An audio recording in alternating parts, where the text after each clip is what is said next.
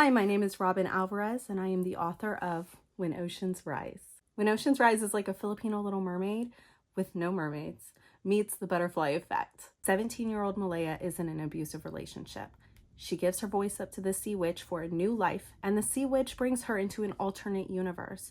But she quickly realizes she took the place of another version of herself who did not make her mistakes and is now in danger of her ex-boyfriend. The sea witch is using her voice to unleash Filipino monsters on the worlds. So she must get her voice back in order to save both worlds. Sometimes I write a book because I know the beginning, and sometimes I write because I know the end. But for When Oceans Rise, I only knew that this book was going to be based off of one of my own memories. There was this moment when I was 17 and I decided to go surfing during hurricane weather, which is very thrilling and very dangerous.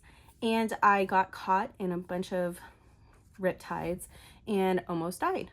And in those moments, I had wondered to myself, being in an abusive relationship at this time, being very disconnected from my family and friends, I wondered if it would be easier to let go. I wanted to create this story about a girl who thinks that her only way out is to run and escape into a fantasy world.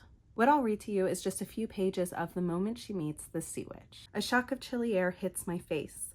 Disoriented, I'm hoisted out of the ocean and into the salty air by my midsection and dropped onto the rough, wet surface. The impact forces fluid to eject from my nose and mouth. I cough to the point of gagging until my airway is clear. Then I rest my face on the smooth rock, shivering despite my wetsuit. There's a cave-like echoing as tin clinking against a hard surface bounces around me. The ocean howls like I'm inside a seashell. Through narrowed eyes, firelight flickers against the glittering rock wall. A petite figure, possibly a woman, works over the rising embers of the flames.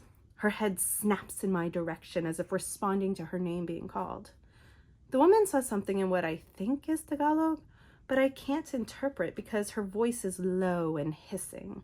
Removing her mask of seaweed and barnacles, she Asian squats before me, feet flat on the ground, perfectly balanced as her face drops to my level. She's holding something that looks like a sage stick but smells like putrid fish. Her blackened mouth and wildly tangled bird's hair causes my neck muscles to stiffen. Where am I? A sharp pain shoots through my ankle and the nightmare of serpents wrapped around my body returns like muscle memory. Am I dead? A smile grows on the woman's obsidian lips, revealing rotten charcoal-colored teeth and a missing canine. She shakes her head. Did you save me? My voice cracks. Years of being taught not to sound impolite, as politeness is so highly valued in Mom's culture, forces me to add the honorific particle po. Did you save me, po? The homeless-looking woman seems appeased. Not yet, but I can, Malaya. The woman's scratchy voice stretches her words out, chilling my insides. How does she know my name? She stands, but it's as if her spine is shaped like a question mark the way she hunches. She glides rather than walks to attend to a beaten-up old pot over a pathetic-looking fire. What do you mean you can save me?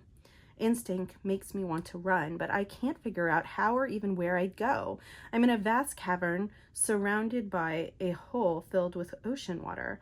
I've never seen anything like it in Corpus Christi. Peering into its contents is to look into an abyss. What do you think I mean? You're the one who came to me. The woman's accent is thick, yet it's also as if she comes from another century. I didn't come to you. I was surfing when I got pulled under. Tut, tut, tut, she shakes her head like a mother to a misbehaving toddler.